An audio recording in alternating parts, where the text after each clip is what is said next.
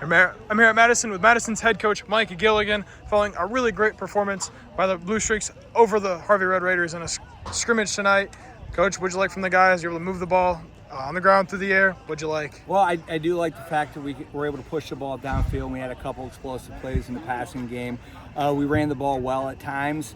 I think if anything, we have to get consistent. Like, this game's about execution, and we got to execute at a more consistent rate.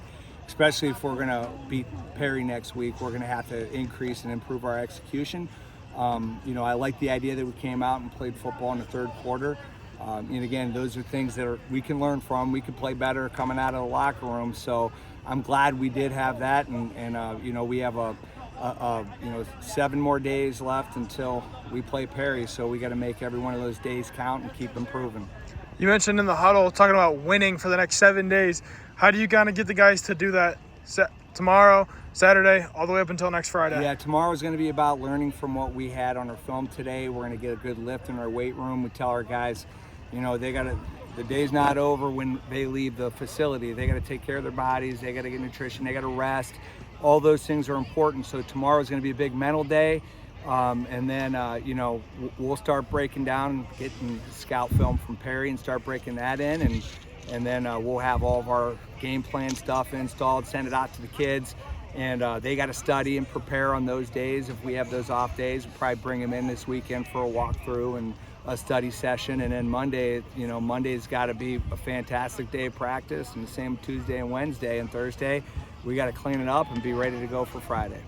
I want to ask, it's kind of a new look of what you want to do with your offense. Still kind of the same basis as far as running the ball, but Will called himself a pro-style quarterback, a guy who's going to stand in the pocket and deliver the ball.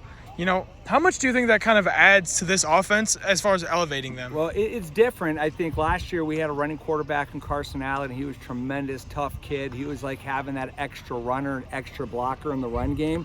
So Will doesn't have that aspect, although he did have a couple really nice wiggles and scored a rushing touchdown and pulled the ball in his own read one time and got some yards on it. So he's not incapable of running the ball, but what he brings to us in the downfield passing game, it really stresses the defense, because last year we were seeing 8-man boxes tight to the line of scrimmage, and if we get that, we have the ability to make teams pay with the deep ball. It was a great season last year. You guys kind of surprised a lot of folks in the area. I'm sure you guys kind of had that as an expectation, going 8-3, finishing second in the conference to Geneva, one of the rivals, and you played in Week 11, something that I know a lot of teams in the CVC are really starting to achieve.